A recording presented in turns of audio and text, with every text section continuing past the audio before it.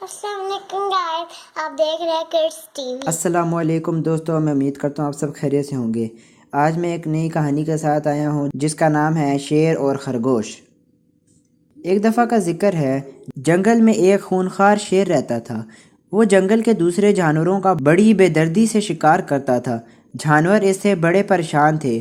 آخر ایک دن سب جانوروں نے جمع ہو کر شیر کے ظلم سے نجات پانے کی تدبیریں سوچی۔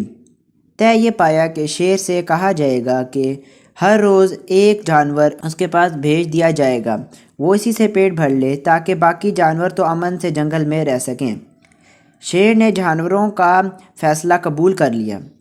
اب ہر روز ایک جانور اس کے پاس بھیج دیا جاتا اور باقی جانور امن اور چین سے زندگی کے دن گزارنے لگے۔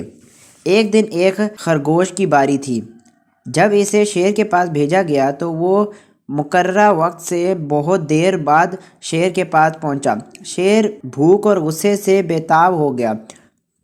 خرگوش نے دیر سے آنے کی وجہ بیان کی کہ ایک دوسرے شیر نے اس کی راہ روک دی تھی اور وہ بڑی مشکل سے یہاں تک پہنچا۔ دوسرے شیر کی موجودگی اس خونخوار شیر کو بڑی ناگوار گزری۔ اس نے کہا کہ میں پہلے شیر کا خاتمہ کر لوں جس نے میرے شکار پر ہاتھ ڈالا تھا، پھر اپنا شکار کھاؤں گا۔ خرگوش اسے ایک کنویں پر لے گیا۔ شیر نے جب اپنا عکس پانی میں دیکھا تو سمجھا کہ یہی شیر ہے۔ بنا کچھ سوچے سمجھے شیر فوراً اس پر جھپٹا، مگر گہرے کنویں کی تہہ میں پہنچ گیا۔ اس طرح شیر نے حماقت سے اپنی جان گنوائی۔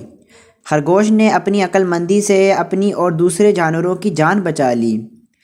نتیجہ: عقل بڑی کہ بھینس، عقل مندی کا نتیجہ بہتر ملتا ہے۔